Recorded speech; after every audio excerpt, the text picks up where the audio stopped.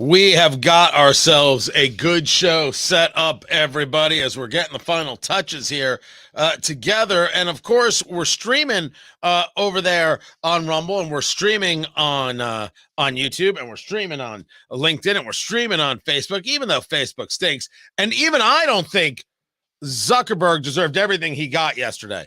Oh, don't get me wrong. I'm not going to defend. I'm just saying that there was some struggle session stuff yesterday that I would take Hawley to task on. We'll get into it.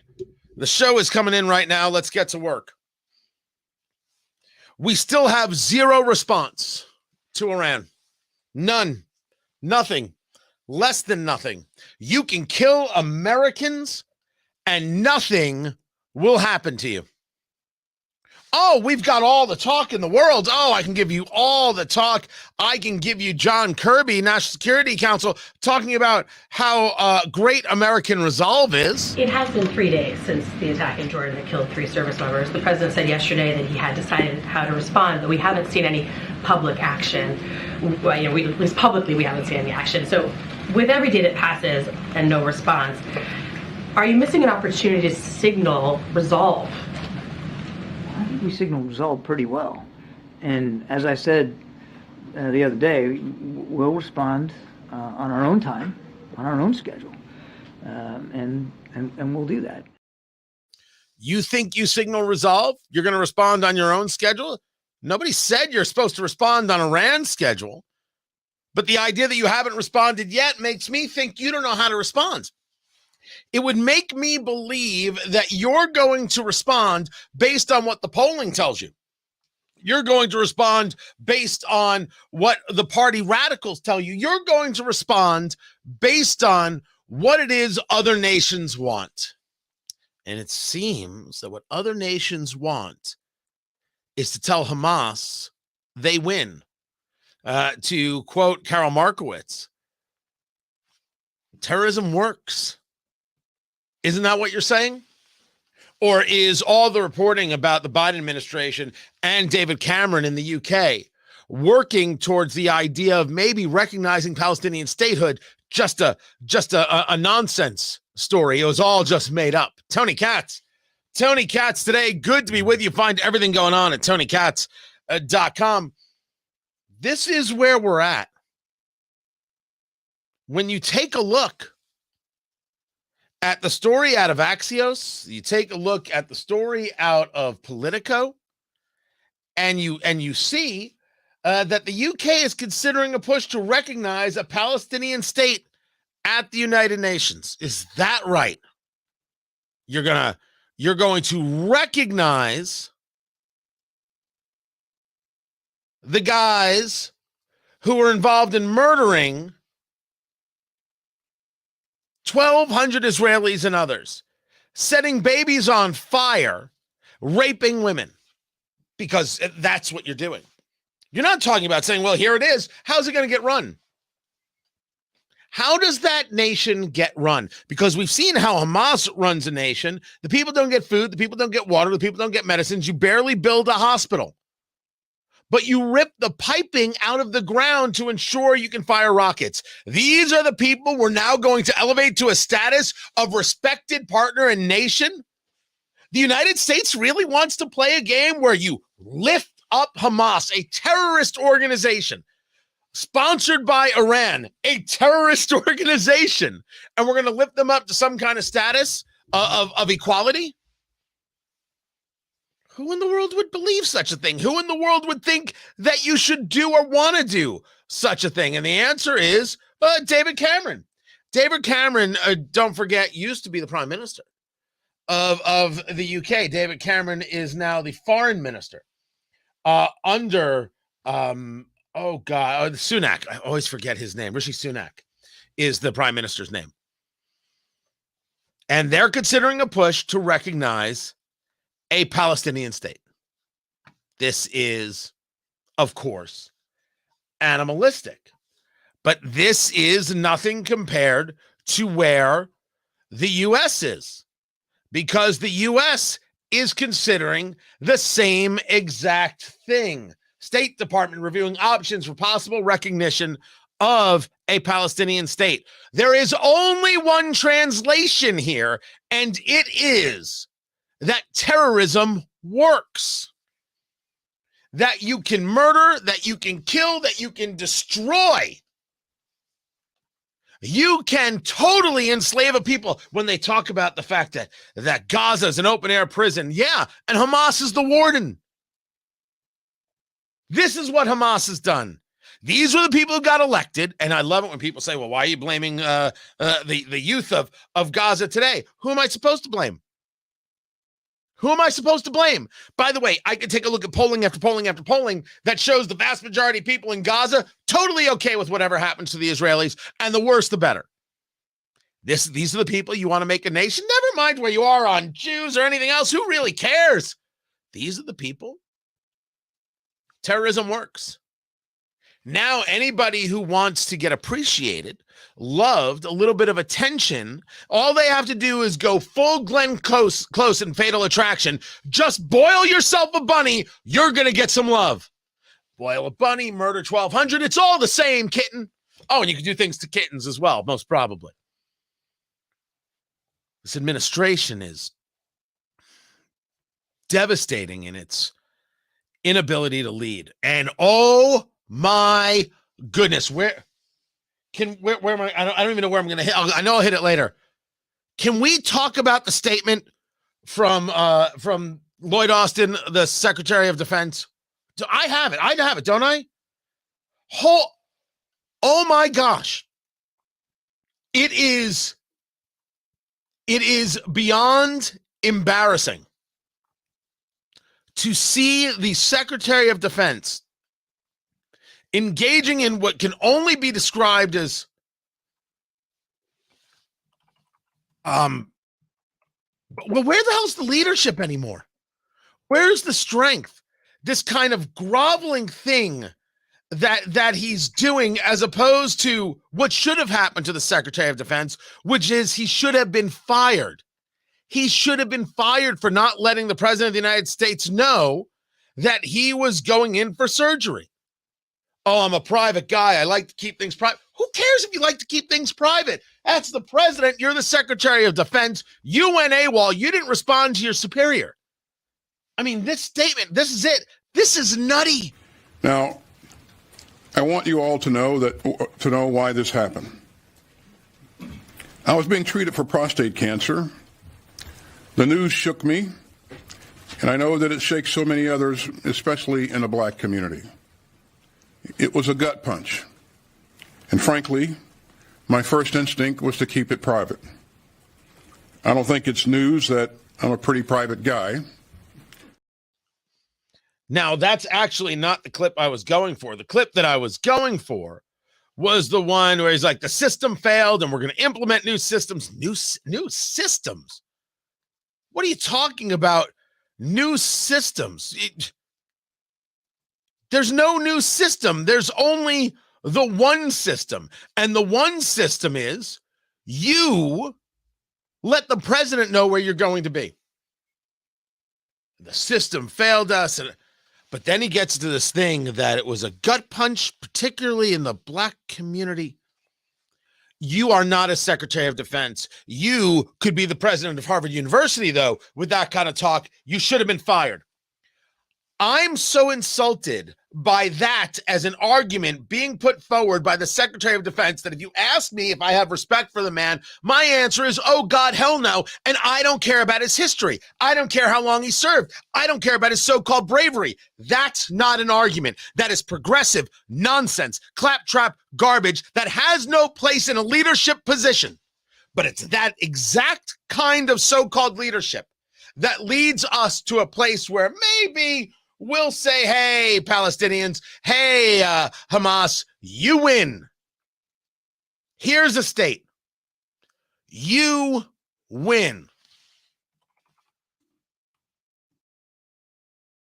That's what we're seeing. That's what this administration brings us. There is not an adult in the damn room. Nothing but children. And when I say that Lloyd Austin deserves derision and deserves your disgust is justified. Holy cow. Now, I don't deny it was a gut punch, and I don't deny that he handled it poorly, and I don't deny that it's not easy, or that I'm not that it's easy. I'm not saying that at all. It's cancer. It has an effect on you. You have to deal with it. It has an effect on your head. You start thinking about your future. You start thinking about your family, all of these things. You don't tell your boss you're going to be off work for a couple days. And then you say the reason I didn't is because the color of my skin. Well, Tony, you're not black. You don't understand. I understand the job in its most basic elements. And how dare anybody tell me that his race comes before the job? We're not doing it. We're not having it. We cannot go forward as a nation if this is it. Well, the Department of Justice not the Department of Justice, the Defense Department came to a standstill. Why? It had to do with race. He can claim all he wants that everybody knew and nothing was endangered. That's telling us after the fact. But in my first week back in the Pentagon, I did want to address my recent hospital stay and some of the issues around it. I'm recovering well, but as you can see, I'm still recovering. I'm still having some leg pain and doing physical therapy to get past it. I'm deeply grateful to my doctors and the nursing staff at Walter Reed, and I very much appreciate all the good wishes. But I want to be crystal clear. We did not handle this right, and I did not handle this right. I should have told the president about my cancer diagnosis. I should have also told my team and the American public. And I take full responsibility. I apologize to my teammates and to the American people. Now, I want to make it very clear that there were no gaps in authorities and no risk to the department's command and control. I don't believe you at all. I don't believe that a man in your capacity, having all those years in the military, who didn't inform his boss, the commander-in-chief, can look at me in the eye, look at me directly, and say to me everything was under control and get me to believe him. I don't believe you for a second. I think you're a fraud. My anger on this subject is through the roof. And I must admit, it's not 100% directed at him. My anger is predicated on the idea that we as a nation would accept this. I'm not saying the man doesn't have cancer.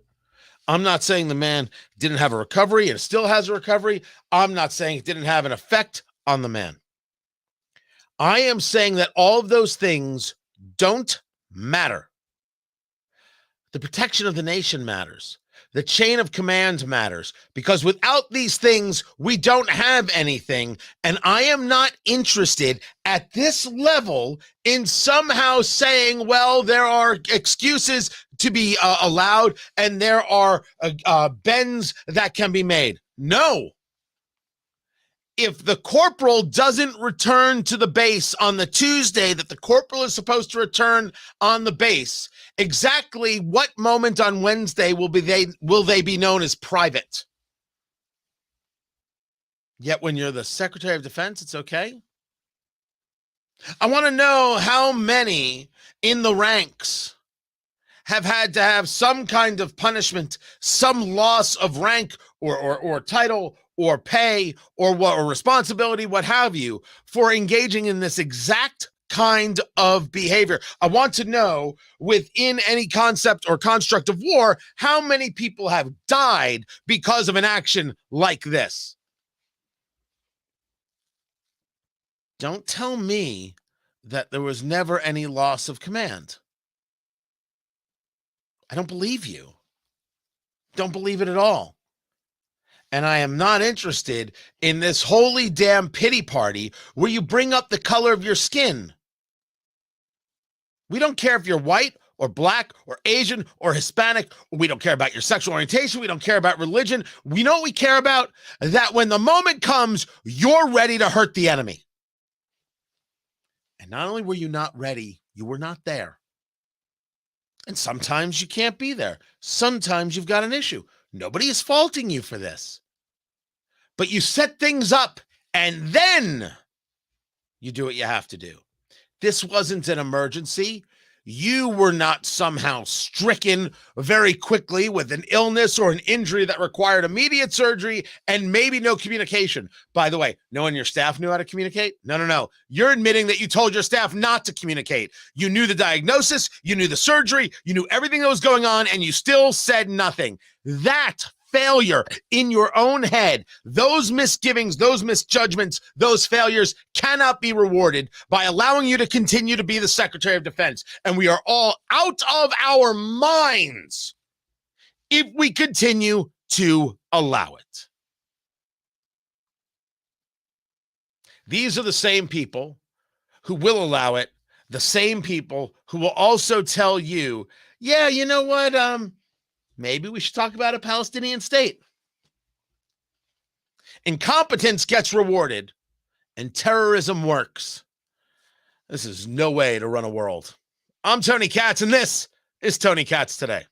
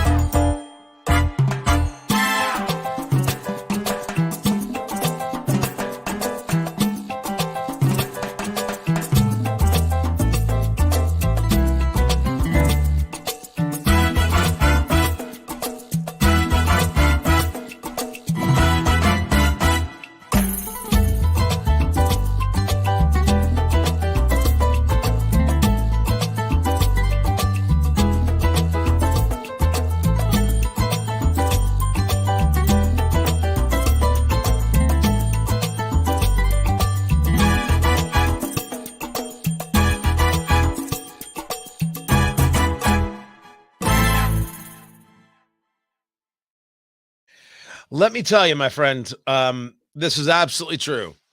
I'm glad you like the new format, and I should be smoking a cigar. And the new studio is under construction. They just put on the roof, at least the sheeting. I think the membrane goes on today, and they might get to the roofing today, maybe tomorrow.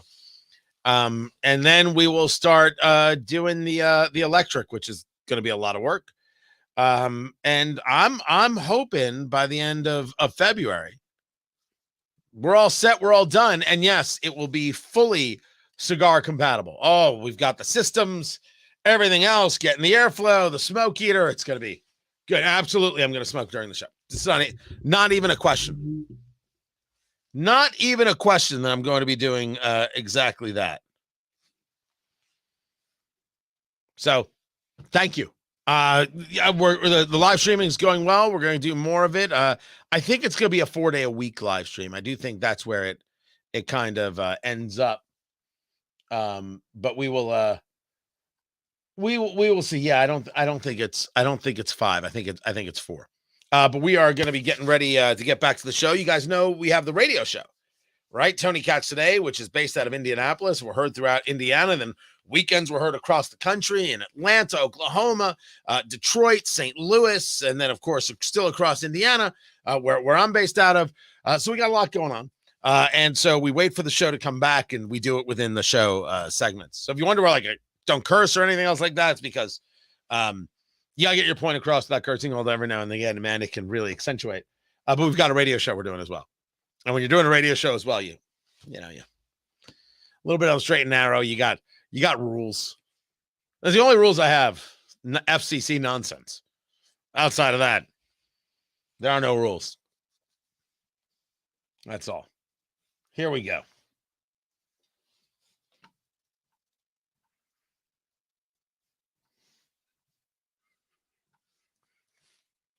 So I have not seen one of these Stanley Cups. I'm not talking about hockey. I'm talking about the company Stanley. All of a sudden, to get one of their cups that I guess will hold hold a hot drink or hold a cold drink. I don't know. And people are crazy about them, and the Valentine's version and everything else. These things have become crazy popular. Tony Katz today. Well, Target has now fired 7 employees who bought one. Did they buy the Valentine's cup? Or they purchased a Starbucks X Stanley Cup. I don't even know what that looks like. I was trying to look for one here. I'm looking through the article. I have not seen what it looks like. I know there was the Valentine's one, which is like pink or whatever it was. You're like, oh, that's super cute. But it's a cup. It's a cup. But people are crazy about them. The limited edition cup has a price tag of $49.95. Isn't that what a Yeti costs? So I mean, the Yeti does keep things cold. I mean, it'll keep the ice. I had made, I don't have one with me right now. I don't know where to, a series of tumblers I had ordered with my TK logo on it. And I ordered them, and they're fantastic. They're unbelievable. And the hot stuff stays hot for a tremendously long time. The cold stuff, the ice stays. And then I realized they're from China. I'm like, oh, I can't do that again. I mean, laser engraved and stuff, I can't find them anywhere. It's the only place I can find them made. So I have never ordered another set because I didn't want to order from China. Although they're awesome, and I know they would sell, and we're working on a whole store, and it'd be fantastic. I can't do it. So I don't know where the Stanley Cups are made. That's a good question. Why is it so hard to find one of those things not made in China? It's weird. Like, I can find t-shirts not made in China. I order those for, swag for like Eat, Drink, Smoke, My Cigar and Bourbon Show, and hats I find not made in China. We're working on like beanies for like winter stuff. I can find all of that. But these mugs, only place I can find them made is China. So if you know of anybody who makes those, let me know. Hold on. Sarah's saying to me the pink Valentine Stanley is the Starbucks X Stanley. They're the same thing? Why are they the same thing? And who wants anything Starbucks that bad? There's like real coffee to drink, local coffee to drink. Somewhere there's a local roaster near where you live. My God, you shop there. That's where you buy it. Who would actually proactively buy their coffee from Starbucks? This is silly. Also, we should be clear, Starbucks is never going to be a sponsor of the show. And that's okay, because you do not make great coffee. Now, I try my best not to go, but sometimes you're there for a trip, right? You got a conference, and it's the only thing in the hotel, and you do what you do, right? I'm not saying one should lose their heads over things. I'm saying that in the main, try to avoid it. Friends don't let friends drink Starbucks. And Dunkin' Donuts is far better, at least coffee-wise. The donuts may have gone to crap. What? We're not going to speak truth to each other now? The donuts are not what they used to be. Certainly growing up compared to now. No. But I don't know what the deal is with these cups. But people are getting fired because the employees are taking them. Are they reselling them on eBay? Are they allowed to? Is it that they're not allowed to buy them? Or are they trying to hide them? Getting an unfair advantage over the guest? Honestly, that's right. The guest does come first. This is Tony Katz today. Oh yeah, I absolutely believe that you work there, but you can't take advantage of it that way. That's just part of the deal. It's like when you work someplace, you're not allowed to be involved in the drawing they have, or the prize package that they have. It's right. It's an unfair advantage. It's an unfair advantage, and it's not one that the employee should get. If you want to be a part of it, don't work there. So it's the best I can do for you. We take the quick break. Charles Payne joins us next from Fox Business. Spoke to him earlier. I will share that interview with you. It's solid, and it's sobering, to say the least. Be right back.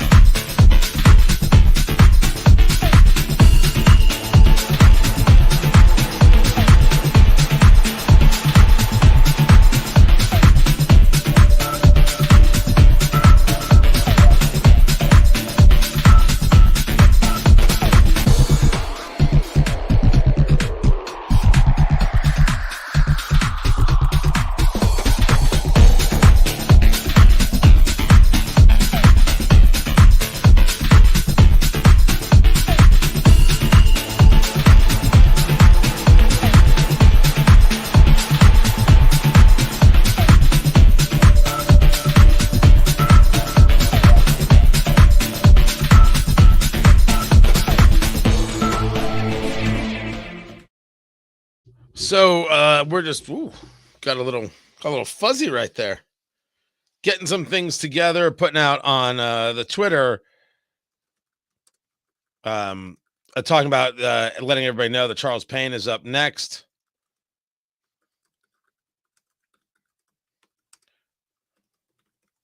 Just putting this together. Tune in now.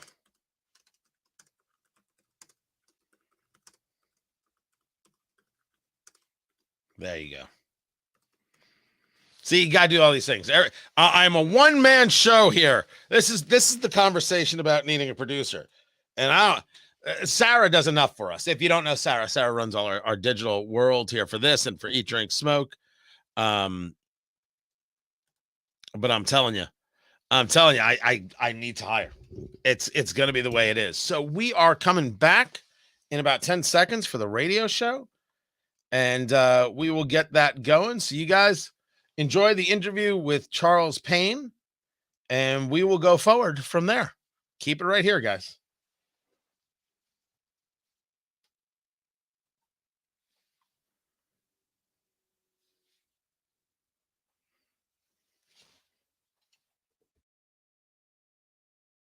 Conversation about the economy.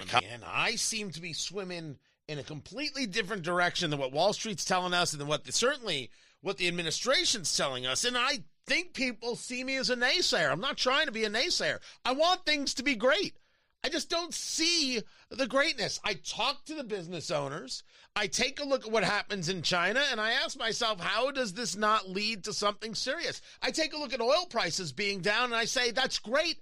Except China's not using as much because they're not producing as much because of their own financial issues. This is going to be bad news for the rest of us in this interconnected world. Tony Katz today. Good to be with you. Find everything at TonyKatz.com. I figured, I speak to economist Dr. Matt Will a lot. I figured maybe I should go to my original guy.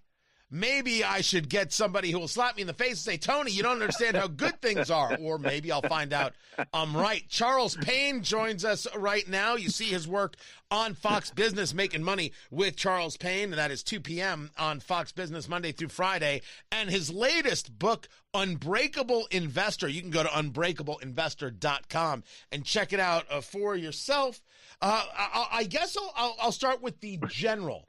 Is this a wonderful, glorious economy, and I'm just a naysayer, or do I see what other people don't see?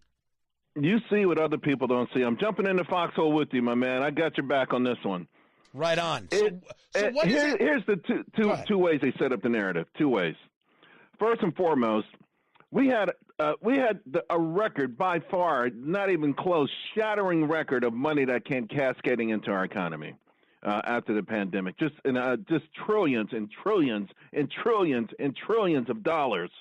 And that takes a while to work its way through the system. We should never, ever equate that to organic growth.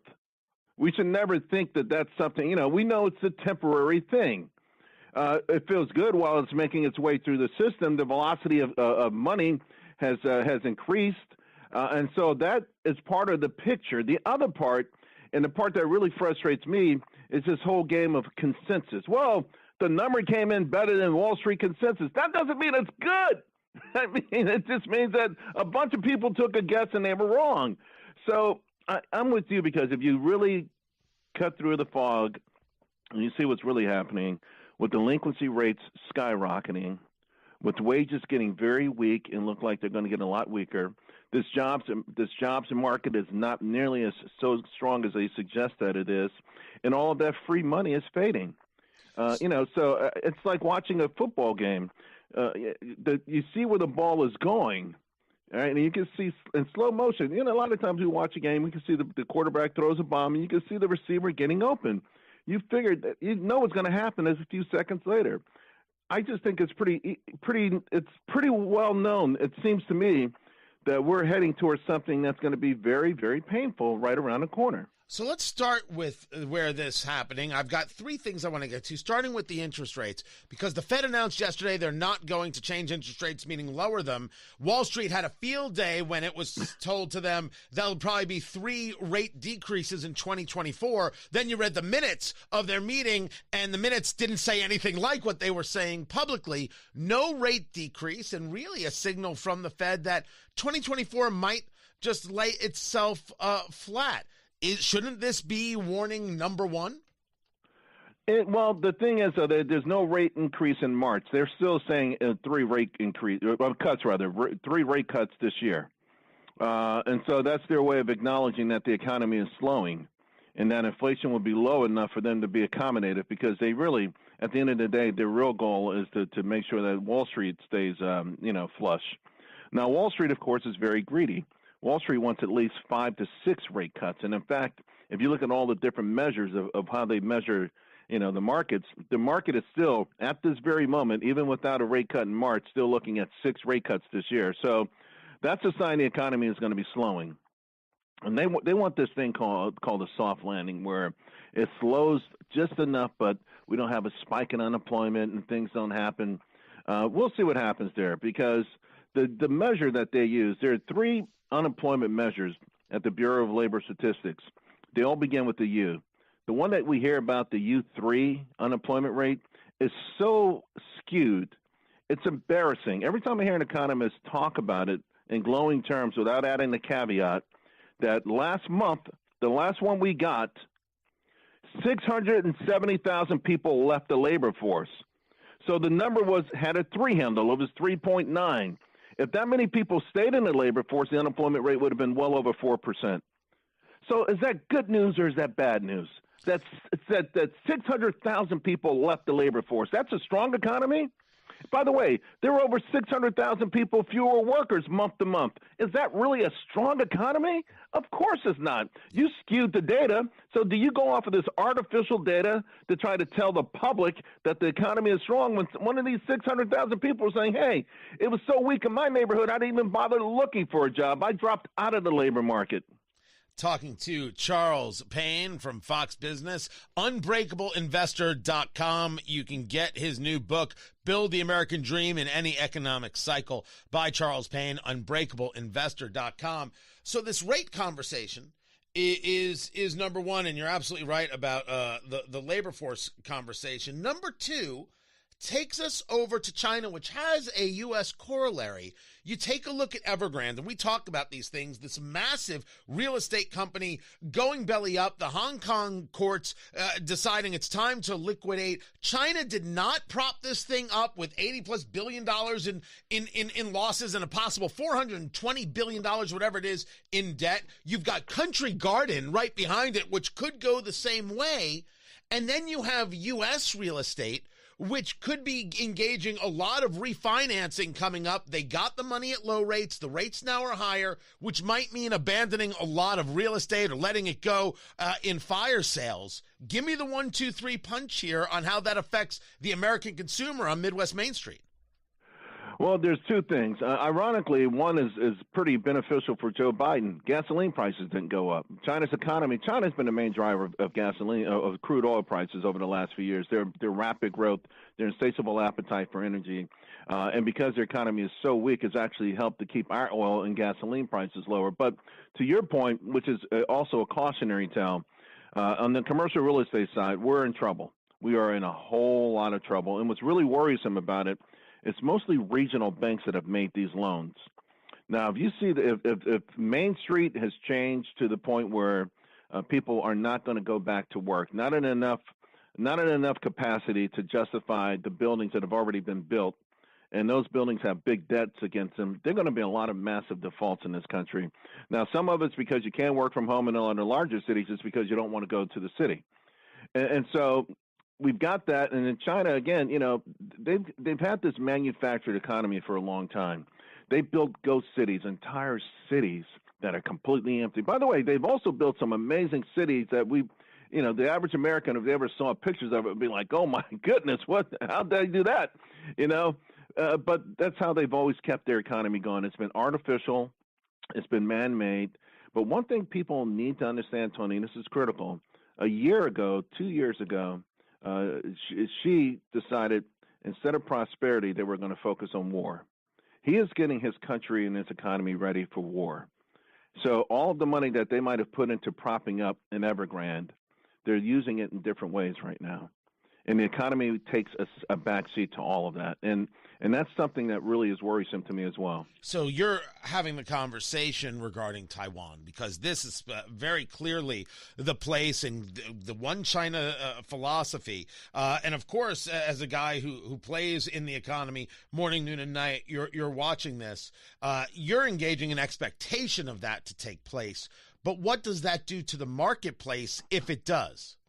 Well, it depends on when, but it's going to obviously be disastrous, at least initially, and that's because of the semiconductor situation. Listen, we're in a fourth industrial revolution, but it doesn't happen.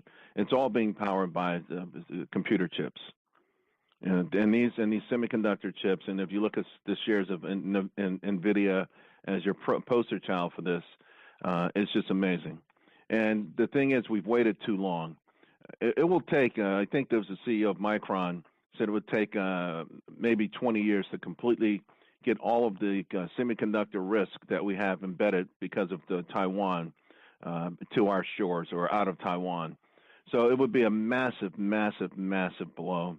It would also ignite really amazing fears and economic regression and to all of the Pacific, maybe even beyond there. But I don't see how it cannot happen. In the most recent meeting, I think it was about 2 months ago, she and President Biden, face-to-face in California, he looked President Biden right in the face and says, we're taking Taiwan, one way or the other.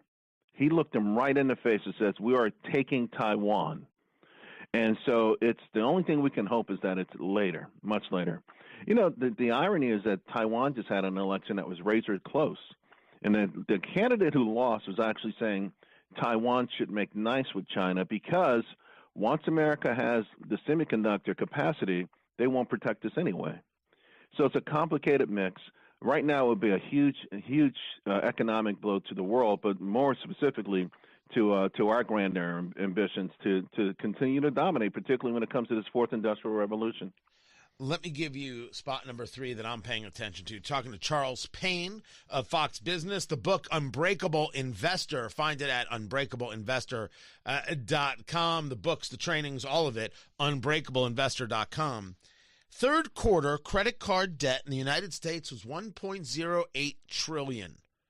And I don't know how this isn't looked at every day as the bomb that puts an end to consumer spending when the number becomes untenable and nobody, you talked about defaults earlier, nobody pays back their credit card debt, figuring if Biden will take care of my student loan, someone's going to take care of this. What's the danger number if 1.08 trillion isn't already it? Oh, that is a hell of a question. And listen, I posed the same question to the top economists on Wall Street. 95% of them are so sanguine about this, it drives me crazy. Here's what they tell me. Don't worry about it. As long as people have a job, they'll pay their credit card bill, even if it's the minimum. Okay? Then they say, oh, by the way, that number seems large, but as a percentage of GDP, it's actually a lot lower than it's been in recent years. Okay? Oh, and do you know technically, Tony, that although we borrowed $1 trillion on our credit cards, you know how much is left, how much room we have left to borrow? Another $3 trillion. That's right. The max capacity for us to borrow as a nation on our credit cards is $4 trillion. I think it's whistling past the graveyard because the interest rates have never been higher. It's almost 22%. Store cards at 34%.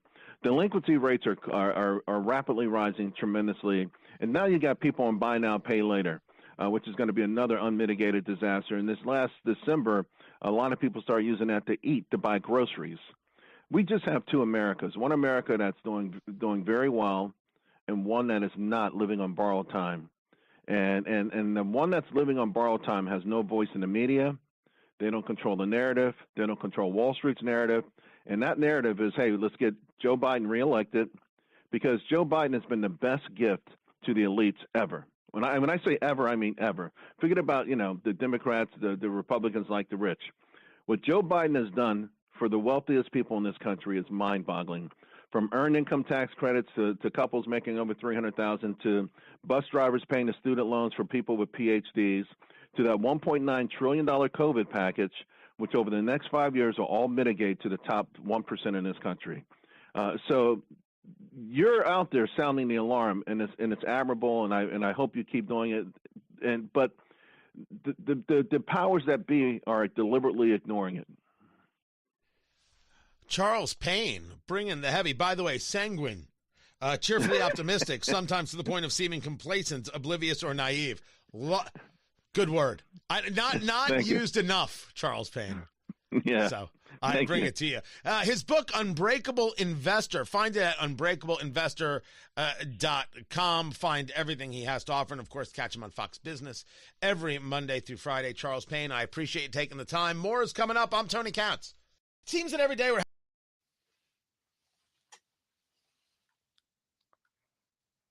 And that was Charles Payne. See, that's like a rare one for us, where we weren't able to do the interview on video or do it live, so we recorded it and then played it with the overlay. Did it sound right? Did it look right? You tell me. You tell me on that. I like Charles quite a bit. I like Charles. Between him and Dr. Will, you get these two. I mean, they're actually complementary views. They just have these different ways of going about it that I like tremendously. Absolutely like it tremendously. And I like when people advertise in the show, we were talking about coffee, and here's the Smitten Kitten Cat Cafe. It's a cat cafe. And by the way, Noble Coffee and Tea is in Noblesville, Indiana. They do excellent work. They do excellent work. But I don't know where the Smith. Do you want the full disclosure that my wife is crazy about these places? And has gone with my kids, and they're like, "Aw," and then I, to myself and out loud, openly weep and say, "What has happened to our nation?" Oh, but people love it. Cat Cafe. You sit there, you have some coffee, and then there's like a one of those contraptions where a cat can like scratch and it's walking around, and you can just feel like Brando. Yes, I will make a deal with the Barzinis. And I don't know, he didn't sound like that at all, but this happened. Super weird. Super weird. So thank you. I wish you well right there. I think coffee business might actually happen for me in 2024. Cigar has to happen. I am committed to getting a cigar out in 2024. I really am. It has to happen. Has to happen. Because I know what I want, and I think I know how to get there. I think I know how to make it happen. And even though I sold it just in Indiana, I'd be all right with that. But those people could then sell it elsewhere. I just do. I think I'm. Yeah, I gotta get it done. It's gotta happen. I mean, I'm just a fool if I don't. So with that, we gotta make this happen. I gotta get a cigar going in 2024. Coffee thing might happen but that came to me. I had actually had this plan of making a coffee a couple years back, but time got in the way, and then COVID got in the way, and then everything gets in the way. You forget things, and things drop off the way. The cigar has been on my mind, but the coffee may just come back because it came to me. I like coffee. And I like coffee and cigars together. Oh, if it grows together, it goes together. So it's not like you have to have a bourbon or a scotch. Totally just have a coffee with your cigar, and it's quite all right. Works well. Works very, very well. 30 seconds heard there, producer Jason. And we're working on getting Jason into the show. Working on getting him into the show so you'll see him, see all the people. Maybe we'll get Sarah into the show. The whole thing. I think it's a good plan there, producer Jason. I think it's necessary. That's what I think. I think it's also necessary for us to get 50,000 viewers at a time. But it'll get there. It'll get there. I'm not worried. We're close. Here we go. We're coming back.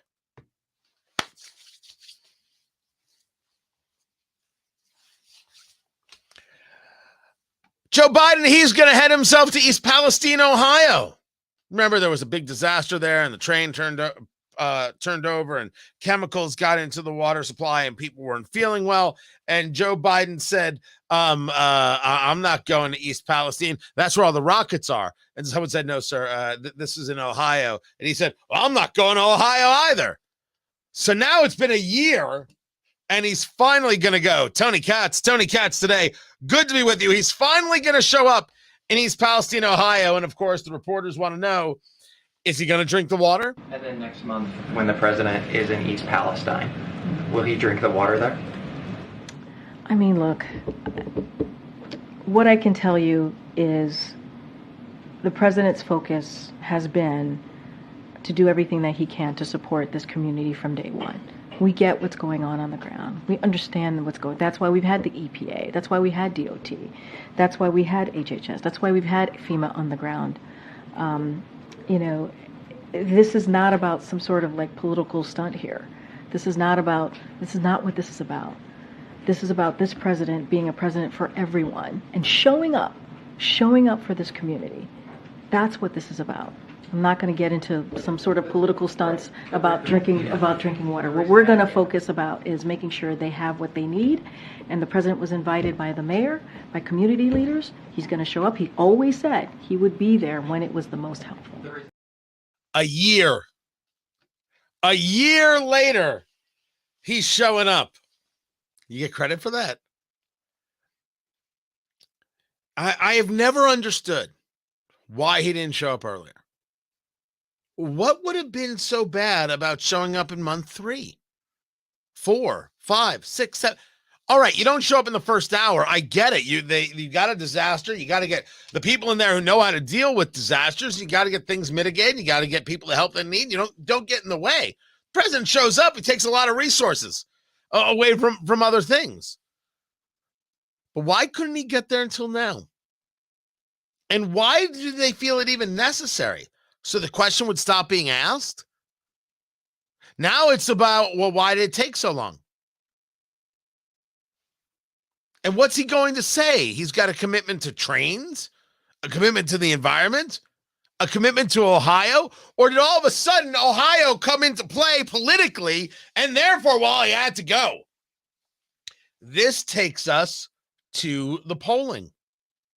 This Trump versus Biden polling. I'm going to break it down and a discussion of what it says, what it doesn't say, and also what could have been. Find everything at TonyKatz.com. This is Tony Katz Today.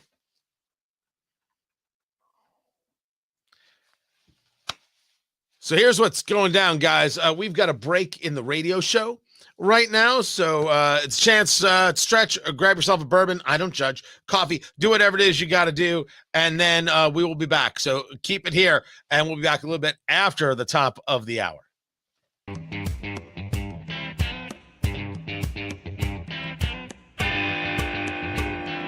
Clearly, when you have the full force of the federal Department of Justice coming after you, when they have called witnesses before a grand jury, when they have made allegations that, as Bill Barr says, are very serious, you have an uphill fight for any defendant.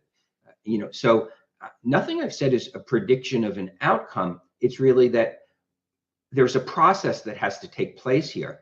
And that process will challenge a lot of the things that are in the indictment. And I think we need to let that play out. We should not take it as a foregone conclusion that the indictment is everything we need to know. This poses a very serious threat. I think I said that on a prior show with you, that two things can be true at the same time, and they appear to be true, that Donald Trump has been unfairly targeted for 7 years by every level of law enforcement. They have subjected him to a scrutiny that really nobody else has been subjected to. They have been trying to find a crime that he committed. It appears that some of the things in the indictment were things they found out as part of their investigation. So they wouldn't have been known but for the investigation.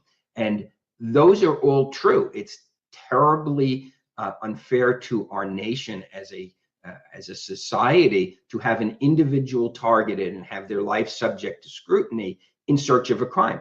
At the same time, we live in the real world, and we live in the reality that whatever the feds found by virtue of that politically tainted investigation, they found. The evidence is going to be it. And some of it, and many people have commented on this, is that Donald Trump appears to have handed them what they've been looking for 7 years. The whole purpose of indicting now is to see how much pressure you can put on him, how much you could squeeze him to give up this, that, and the other. This guy is the sacrificial lamb to trying to get Trump. I mean, from an outsider looking in, holy cow, is that an ugly thing to do to a guy?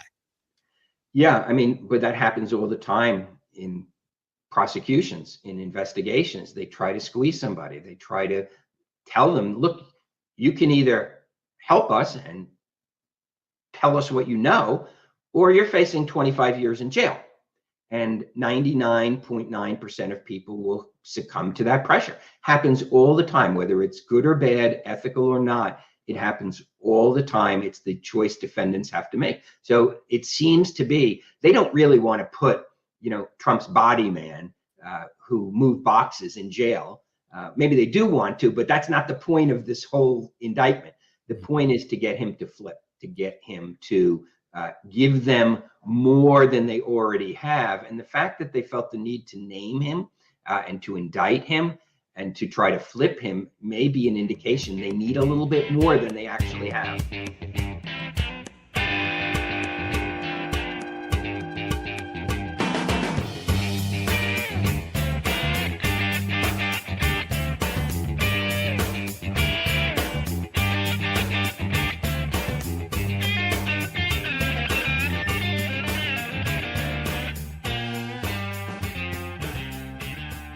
Riley Gaines is one of those people. All she was doing was swimming and minding her own business. being a champion and minding her own business, trying to succeed and minding her own business. And then Leah Thomas decided, I'm going to swim too, except Leah Thomas is a man, as we've discussed on this program many times. And Riley Gaines said, this is not going to work for me. And for engaging in open and honest and clear conversation, Riley Gaines became famous. And I don't know if you feel it's for the right reasons or the wrong reasons. Tony Katz, good to be with you. Riley Gaines joins us right now. You know the conversation. You know her work as an NCAA swimmer, and I assume the people in my beloved Indianapolis are listening very intently to this conversation. It's good to be with you. It's good to see you here. Absolutely. I mean, we can discuss the story, but I'm much more curious about the human element. Absolutely. What is it like to go from somebody who was regarded as a swimmer, and a very good one, to being someone who in some circles is glorified as the last truth teller the world has ever seen, and in other circles as the worst bigot human being who ever lived?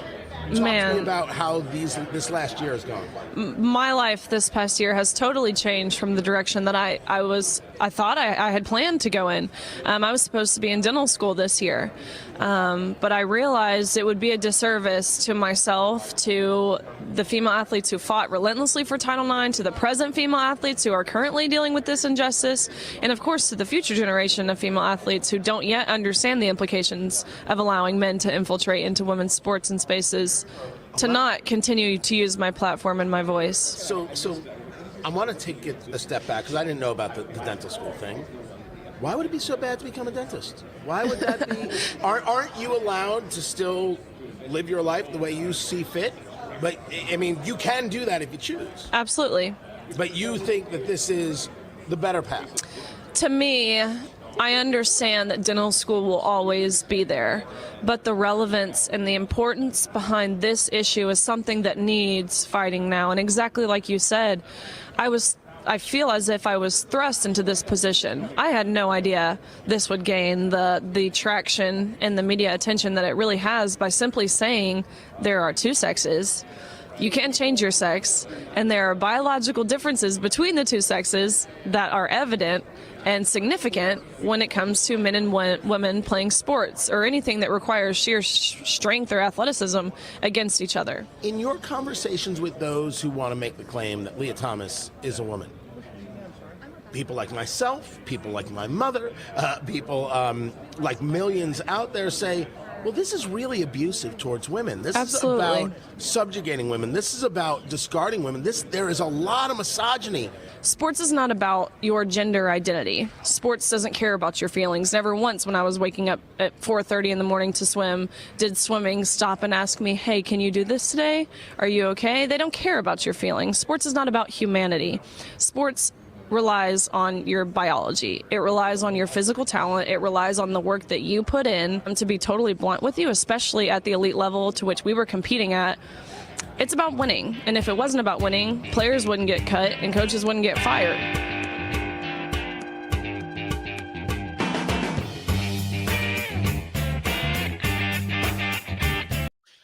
Guys, welcome back to the show. Tony Katz today. Good to be here. Good to be here with you, waiting for the radio show to come back. I want to get that info together about that whole Trump-Biden poll. There's a story in there for sure, but I don't know if it's the story that everybody else sees. I don't know if it's the story everybody else wants to see. We also finally have some new polling regarding South Carolina. I want to get into that as well. So I'm gonna hit that now. Yeah, I was gonna do the whole Zuckerberg thing, but I don't know. We may have all discussed that. But there are some things I want to get to about that, because there was a little bit of what's the word I'm looking for? There was a little bit of ugliness in the questions that were asked, and I'm no fan of Zuckerberg. But I'll get to that. I want to do that Biden polling first. My little whiteboard right here. And so we're going to put Biden-Trump polling. Get to that first. And then we'll do Zuck right here. And then we'll sadly talk about Elmo because we've all gone to hell. I'm not an anti-Elmoite. Just want to be clear about that. I'm just saying, if it takes Elmo to tap into the zeitgeist of society, we're all pretty screwed. And if Joe Biden can respond to Elmo but can't respond to Iran, I don't know what's happening. I really don't. All I know is I don't like what I'm seeing at all. Oh, also, can I get a ruling on the straw? I drink out of a straw.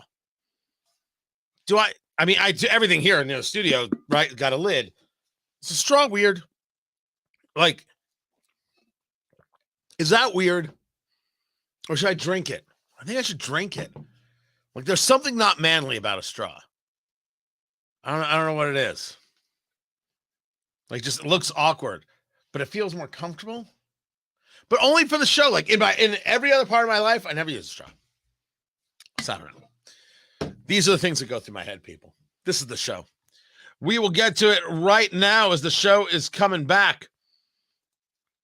That polling, that's a story. We will get to it right now.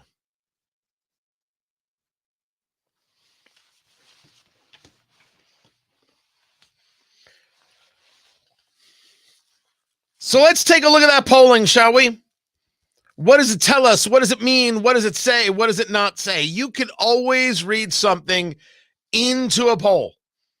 Doesn't mean that it means anything. Some things are exactly as we thought they were.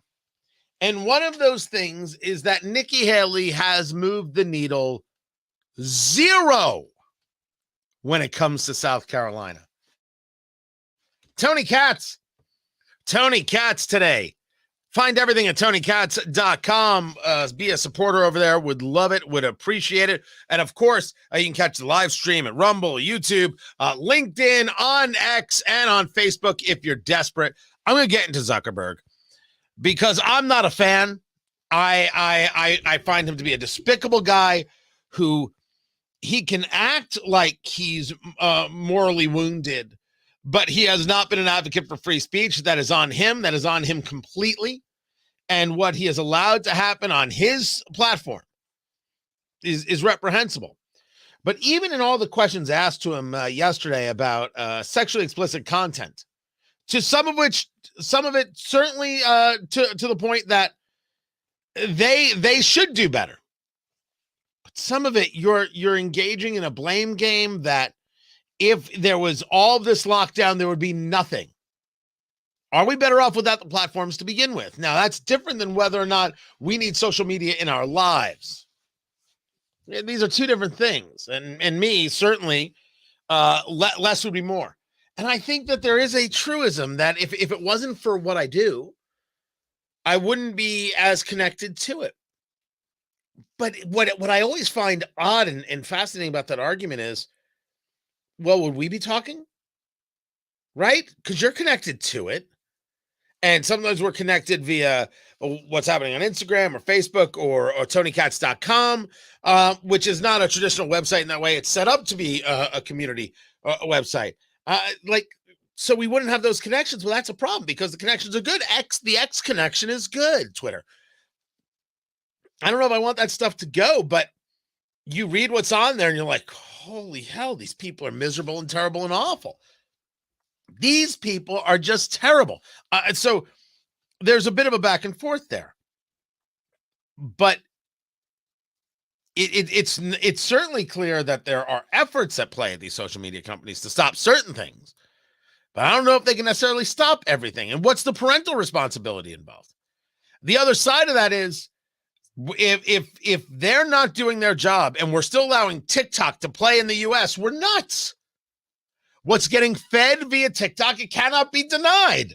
The content being fed to American kids is absolutely harmful. Of this, there is no debate. So even I right there, just taking it in that circle, I think we should discuss it. We will. That's coming up in a little bit.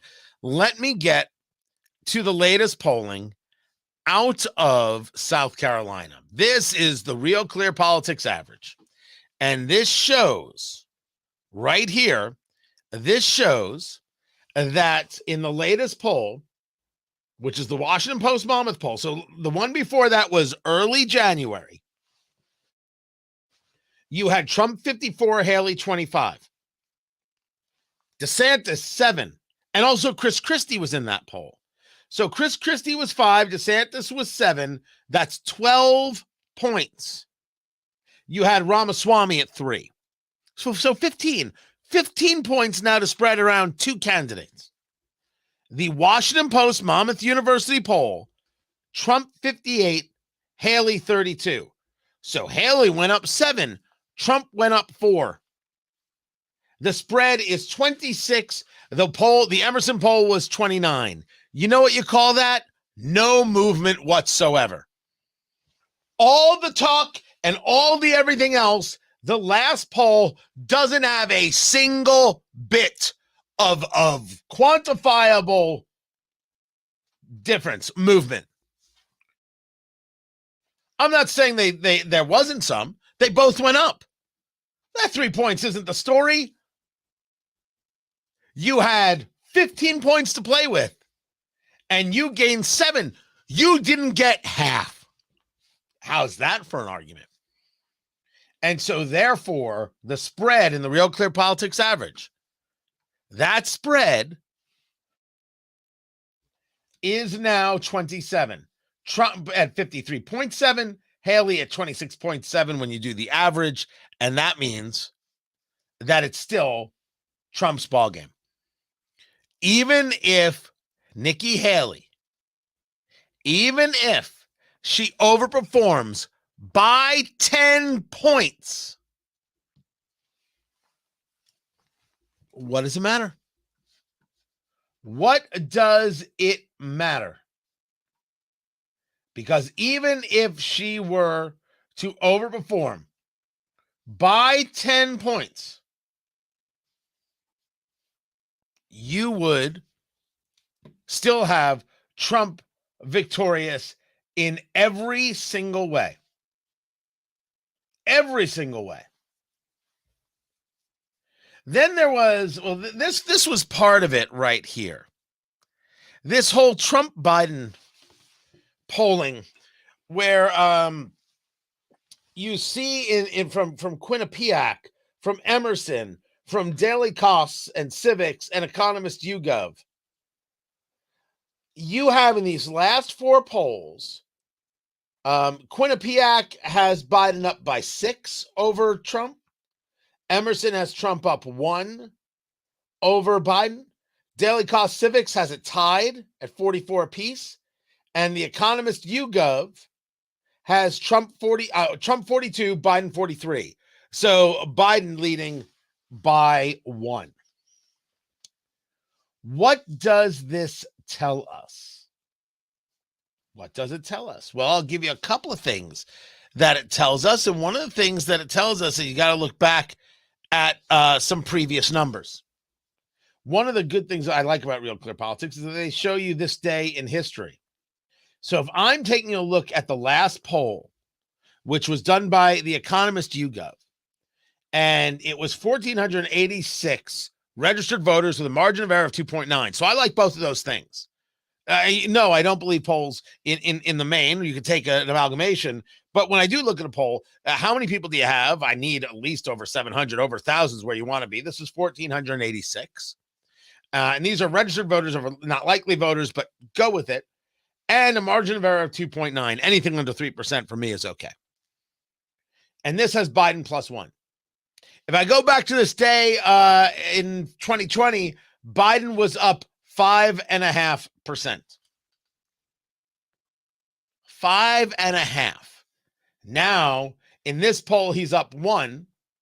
And Trump is still ahead in the overall by 1.7. This is where I think people are kind of getting a little bit nutty. That they look at this and say, aha, look what's happening. Trump's falling apart. Trump's fading fast. Trump's having the issue. I say it again. We could have had DeSantis. DeSantis would have been a much easier lift. Much, much, much easier lift. Trump's not an easy lift, and the people who think that he's just going to waltz in and win this thing without question, I think are fooling themselves and also a little nutty. Stop thinking this is going to be easy. There's no part of this that's going to be easy. But the numbers are not insane. Because while, for example, if we were to take a look at that Quinnipiac poll, let's put that back up. In the Quinnipiac poll, we've got Biden up by 6.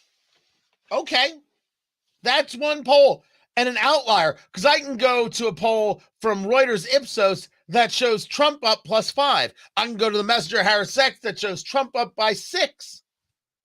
So one poll going for Biden the other way does not change an entire mentality.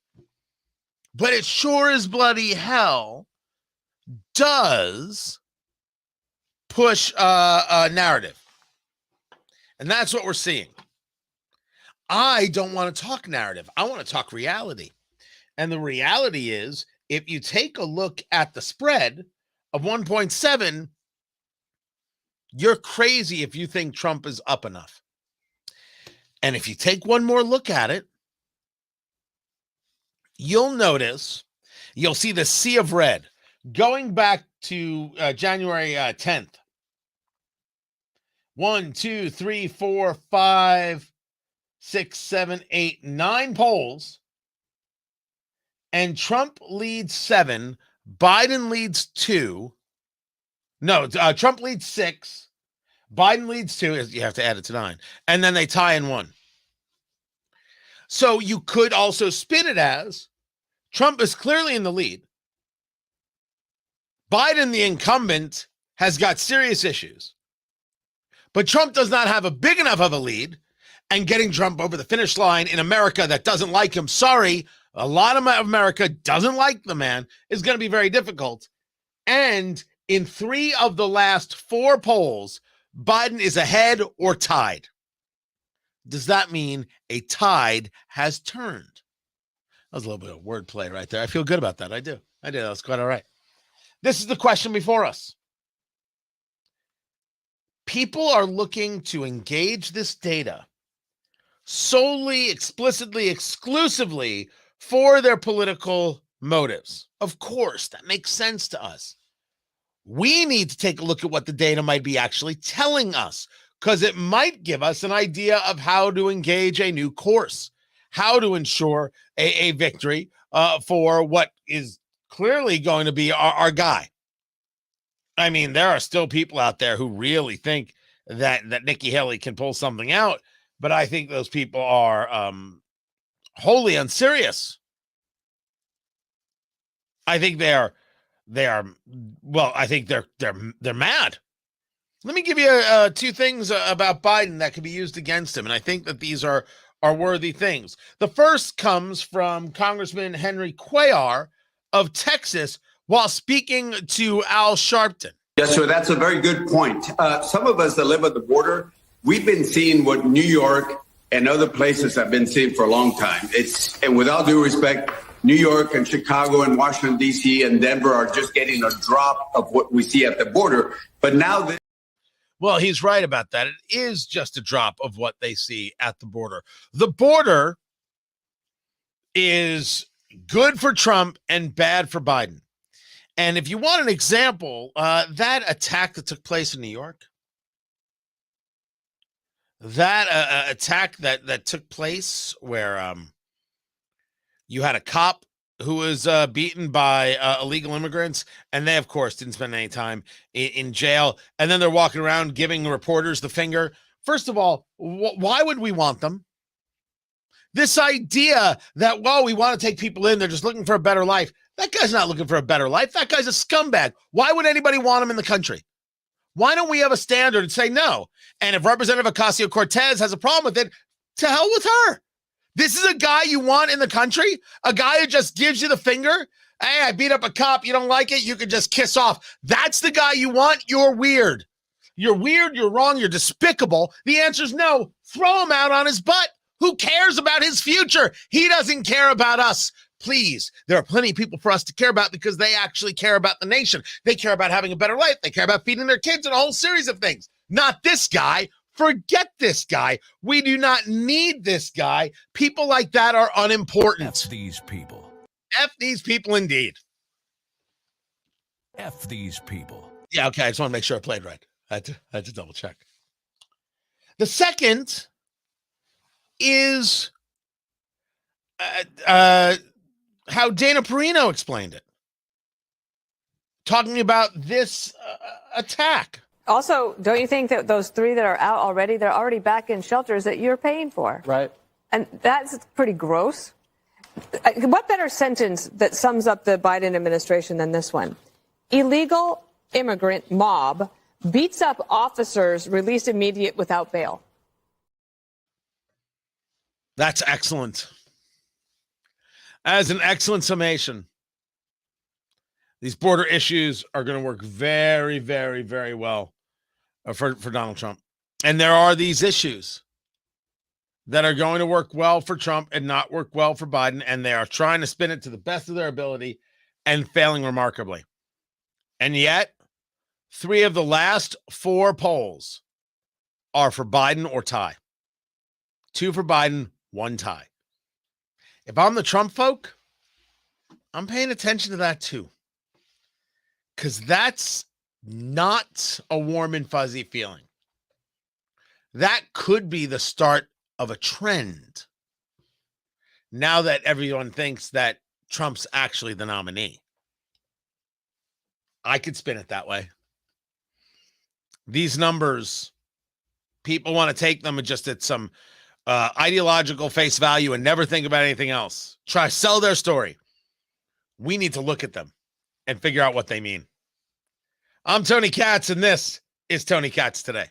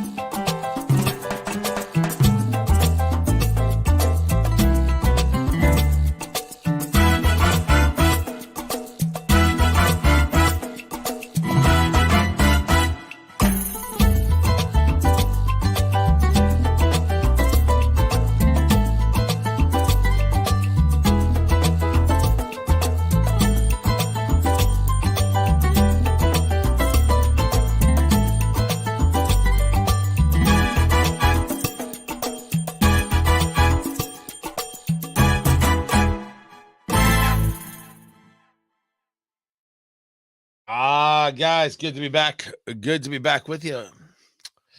I don't know. Every day it feels like I need another haircut. I have well, here's the latest. Biden is now going to sanction Israeli settlers in the West Bank. Fantastic. We're doing just great. Doing just great right there. I'm sorry. I was just trying to read the story before I lose my head. Before I lose my mind. There's also the more attacks on the Houthi rebels. It just proves my point from earlier.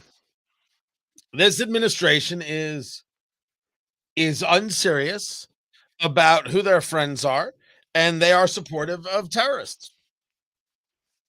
There's a 60 seconds heard there, Corbin. There's nothing left. There's nothing left to discuss. There's nothing left to describe. This is who they are. When well, what is it? When someone tells you who they are, believe them. It's who they are. Also, Zorro Jarhead on Rumble left me a comment talking about the Trump Biden race. Quote, they're going to cheat, get strapped. Well, first of all, whoa up. Secondly, you better get with Ronna McDaniel and the RNC and figure out what you're going to do about that cheating. This has been the question. What's your plan? What are you going to do? And you know what I've learned? They ain't going to do a thing. They're not prepared. They're the same people who have lost all over the place. They are still not capable of showing any level of victory focus. Why do I think they're going to win? We'll be back to the radio in a second. I just caught this. That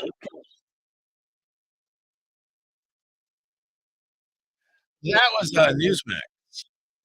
I caught this story that the Biden administration is now going to sanction the hostages, their settlers in the West Bank. Israel's definitely the government is facing growing pressure. Those who attack Palestinians in the West Bank following the Hamas terrorist attack on October 7th, killing over 1,200 Israelis and others.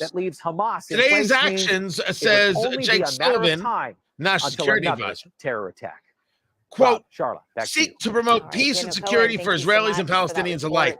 If you remember, it was Jake Sullivan who stated to all of us that the Middle East has never been more peaceful. That was, a week before the attack, days before the Hamas attack. This is what he said. There's never been a moment where it's been more peaceful.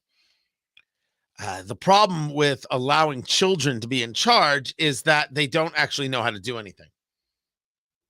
And this is another move that the administration moves forward on to show where their thoughts are. They side with terrorists. Well, if we sanction the Israelis who are getting into fights with Palestinians, we'll really start to bring everybody to the table. You're not talking about Palestinians, I thought. You were talking about Hamas, a terrorist organization. How are you going to bring anybody to the table when Hamas wants one side dead? They don't want peace. They don't want a negotiation. They want to kill. They've made it clear. What are you trying to do, Joe Biden? It is embarrassing at this stage of the game. And they have no plans whatsoever of stopping. Now, that hasn't stopped them with trying to take down the Houthi rebels, because that is, well, in some cases, now to assess the clear difference of Israel. between Lord, Trump's they can't have and that. Biden's foreign It policy is about our safety, our security, Stephen, and our good to money. have you back, Stephen. Because the more expensive it is to ship goods from point A to point B, the more Americans have to pay. That's bad in an election year. And this way, you get to look strong and tough. The world sees it. American forces carrying out a strike in Yemen the United States drones. right now to a gun-free and zone, a ground right? control guys station around the world belonging are looking to the for a Houthi place rebels. to do their bad This, things. according to the U.S. And they look for military, the this thing was that yesterday. doesn't look like it's Warship gonna also present any shot sort of down pushback. anti-ship missiles Is that fired about by right? the Houthis. Do you think this is why so many later things are downing happening 3 since Trump has Iranian left drones. office? Without a doubt. Maybe. I think that's a very good analysis. Maybe People just look maybe. at America right sorry now. if that's playing right there. I'll get rid of that right there. Sorry if that was playing. Sorry about that. It would seem to me that one of the things we have to do is we have to say we don't allow these attacks to take place at all, or we don't allow these drones to exist at all. Why do they still have drone capability and drone technology? We just need to put an end to it, and yet we haven't done it yet. We can go about sanctioning Israelis. Piece of cake. We can't even respond to 3 murdered Americans, 3 American service members killed, no response. So, yes, we are right in taking on the Houthis, but I don't think we're doing it strong enough. We don't respond to Iran. We do, however, sanction Israelis. If you ask what side Joe Biden's on, it's kind of easy to see he sides with a side that just isn't worth siding with. This is Tony Katz today. I wasn't trying to engage the wordplay right there, and I do apologize for that autoplaying. I didn't realize that autoplayed. I will fix that. That I know how to fix. See, these are the little things that we're just trying to get all together. Let's get a drink, and then we will get in to what happened with Mark Zuckerberg. Keep it here.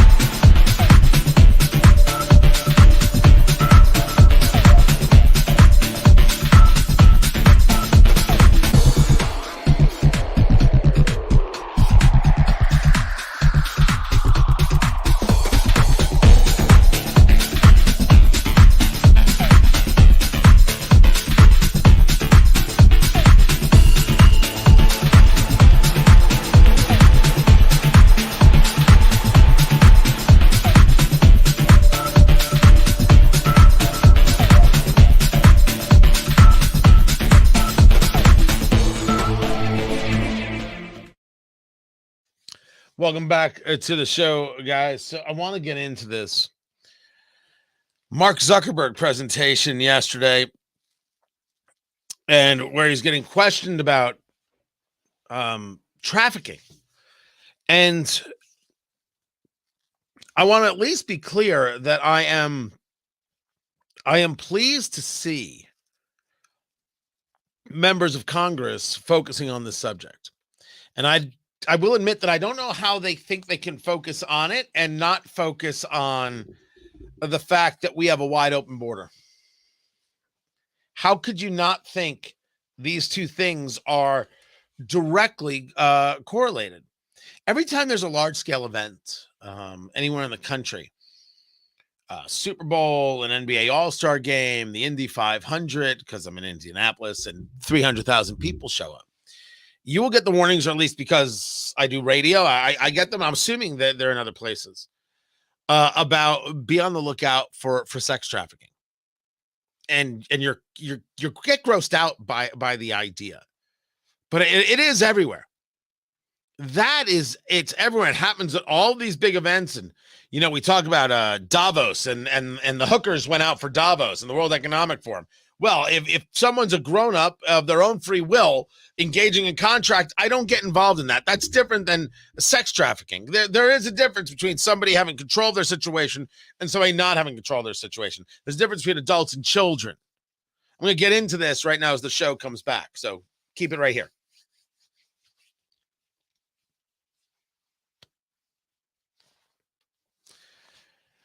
So this Mark Zuckerberg hearing in front of the Senate committee talking about sex trafficking was important. I don't say no to that. And certainly, as I've discussed, if we're talking about legalized prostitution, If we're talking about an adult of their own free will, of their own volition, without coercion, engaging in contract, I try not to get involved. Call it my libertarian streak. I can defend that. I'm not saying someone should. I am saying that someone can. These are two very different things. Tony Katz today, good to be with you. I am always wary of the people who want to tell me what you can and cannot do. If you are an adult and you want to engage in contract of your own free will, I don't see where I am or the government is to stop you. Whether you should is a completely different matter. But when we talk about trafficking, whether it be, sex trafficking, you're talking about people not of their free will, not of their own volition. And absolutely, you want to put an end to it. And you see when there are these large-scale events, the Super Bowl, the Indy 500, an all-star game, there's always these warnings. There are always these warnings of be on the lookout, be aware of it.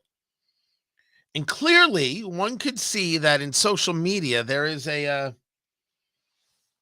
issue. In social media, there is, without a doubt, an exposing that is going on. There's first of all, the what constitutes content these days, which involves some girl in various states of no clothes engaged in a ridiculous dance that has no actual talent to it. It's because the dance isn't what's important. It's a problem. It's a problem, and I have, whether I've stated it to my wife or to my friends, dear Lord, it's porn. It's crazy what is happening, whether it be the shorts there on Facebook. I don't even know what they call them on Facebook, and the reels on Instagram. And I don't have TikTok. What TikTok is feeding kids is pure on poison. So they have all these social media group people, heads in front of the Senate committee. And Zuckerberg is there. And man, Mark Zuckerberg is taking it on the chin. Mr. Zuckerberg, you and the companies before us, I know you don't mean it to be so, but you have blood on your hands. You have a product that's killing people. The people who are applauding are sitting behind Mark Zuckerberg of Meta Facebook. These are people who are family of those who have been exploited and hurt because of connections online. Going to someone's house and it turns out it's a 42-year-old man who pretended to be a 13-year-old boy or a 13-year-old girl, and they have every right to be angry. And I would never tell them they can't be, although I have other questions and statements that are going to offend some. You just have to wait for all of it. I'm not trying to offend, I'm trying to honestly address the situation here, which doesn't often happen. Blood on your hands is some strong stuff. Then there was Senator Mike Lee. For a moment, Mr. Zuckerberg. Instagram recently announced that it's going to restrict all teenagers from access to eating disorder material, suicidal ideation themed material, self-harm content, and that's fantastic. That's great. What's odd, what I'm trying to understand is why it is that Instagram is only restricting, it's restricting access to sexually explicit content, but only for teens ages 13 to 15. Why not restrict it for 16 and 17-year-olds as well? Senator, my understanding is that we don't allow sexually explicit content on the service for people of any age. How is that going? Our prevalence metrics suggest that I think it's 99% or so of the content that we remove we're able to identify automatically using AI systems. So I think that. I thought that the comment from Senator Lee was just a cheap dig and not something that seriously addresses the situation at hand. He was looking for something that would get him some good clicks and something that would get him in with his constituents, the question was fine, but the how's it going? Maybe that's to minimize how difficult the task is. Now, before I go any further, allow me to be clear. I don't like Mark Zuckerberg at all. I think his total abandonment of free speech on the Facebook platform, he deserves all the derision he gets. What a lowlife. And no, you haven't been in favor of free speech. Yes, you have curtailed speech. Yes, you ensured people didn't talk properly about COVID. Yes, you ensured people didn't talk properly about Hunter Biden's laptop. That's enough for me.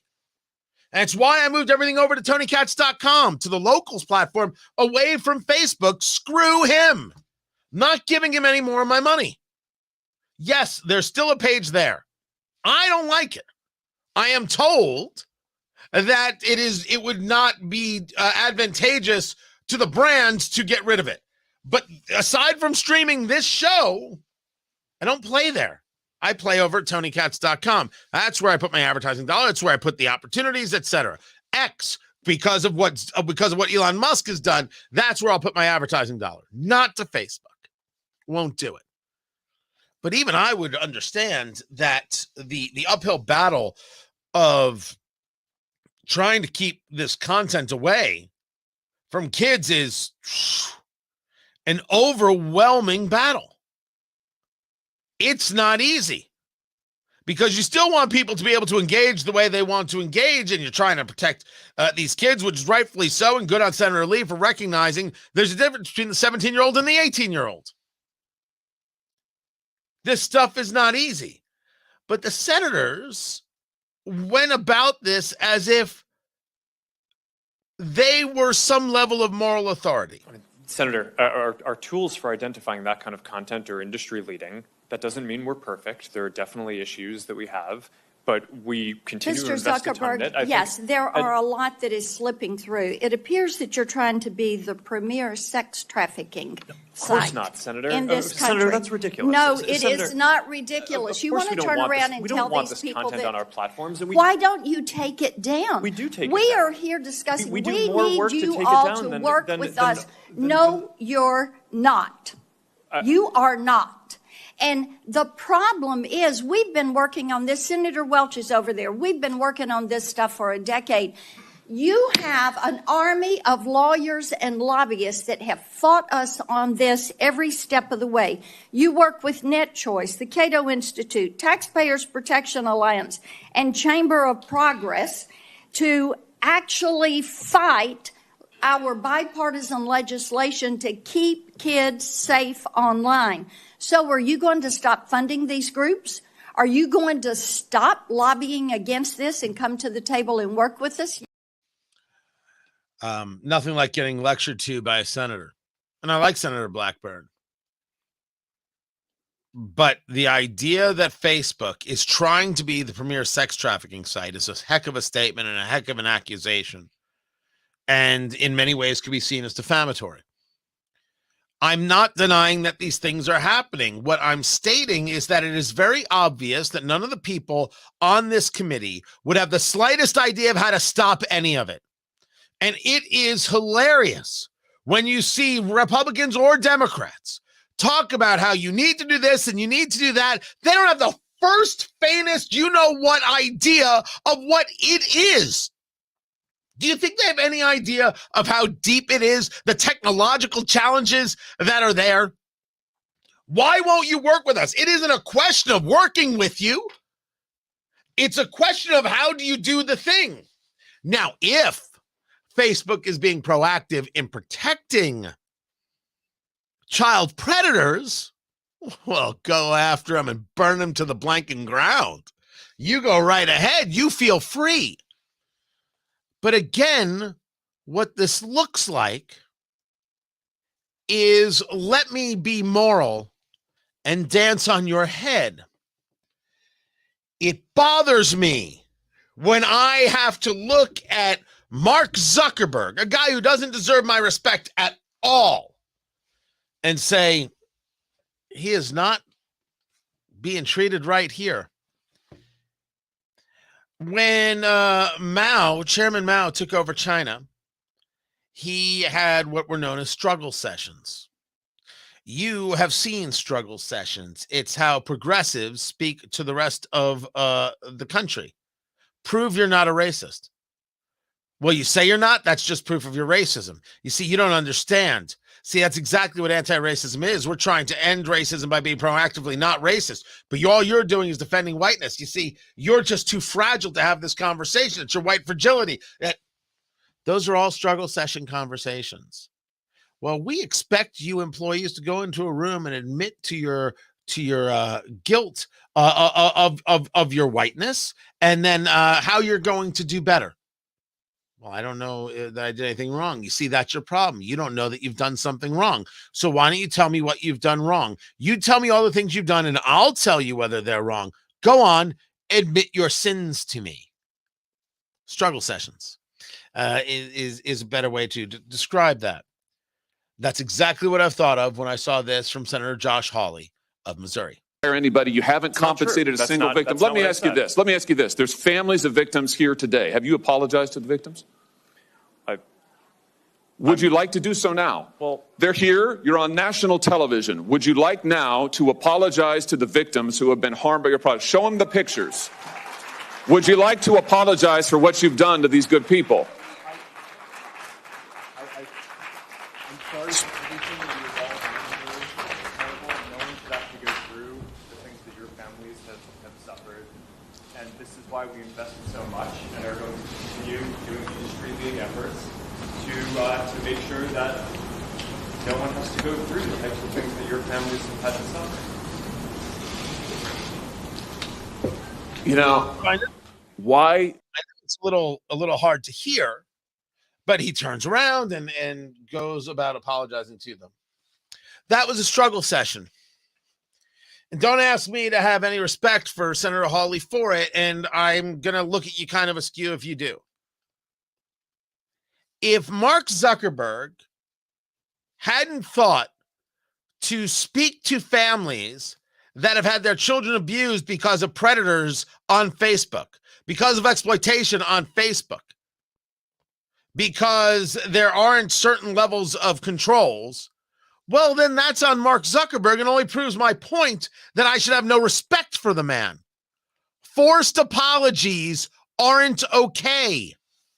They're un-American. It's obscene. And Josh Hawley's wrong. And if Josh Hawley doesn't like it, that ain't my problem. It was gross. It was disgusting. It was absolutely beneath us.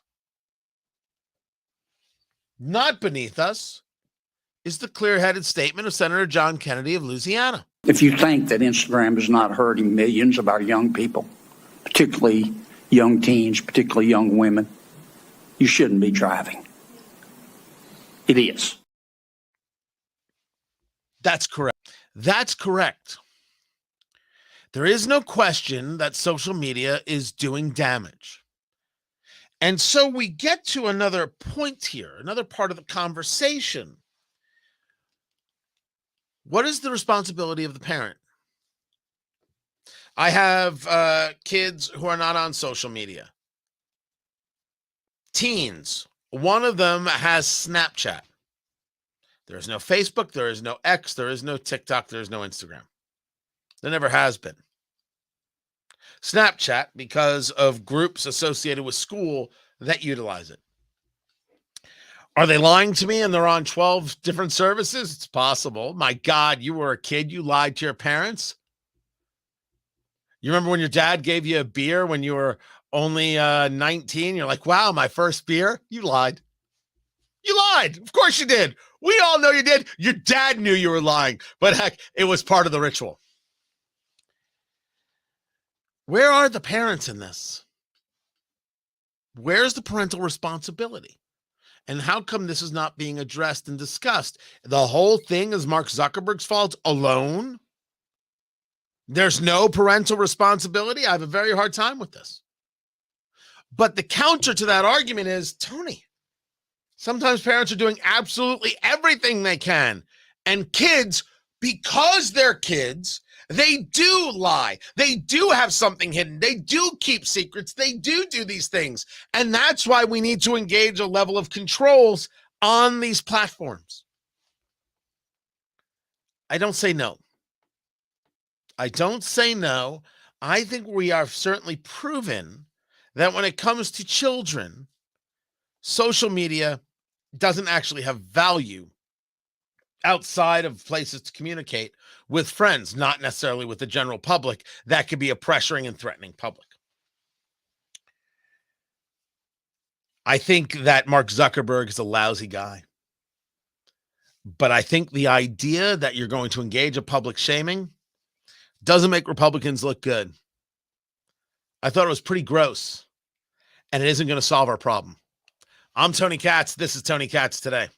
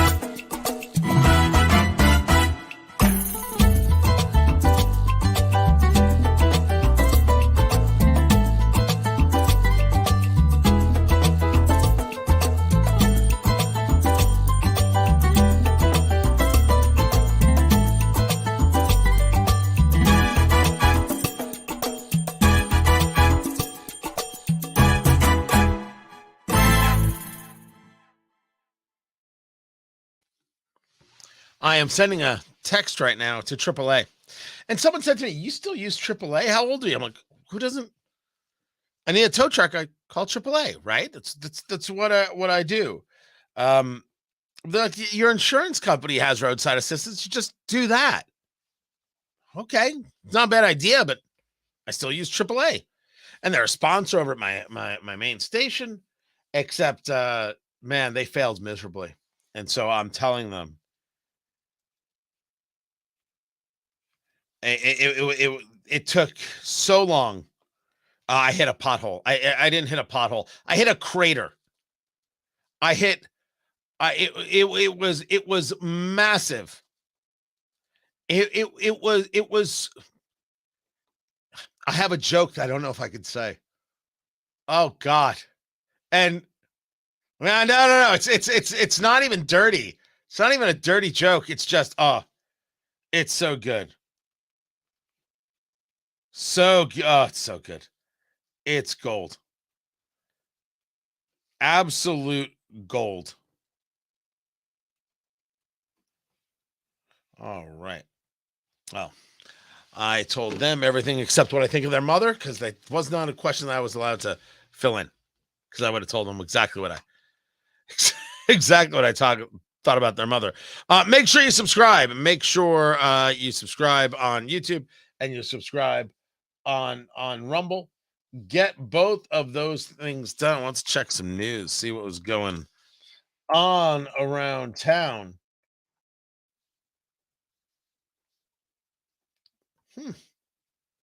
Well, of course a judge did. Of course a judge threw it out. How could anyone be surprised? There it is.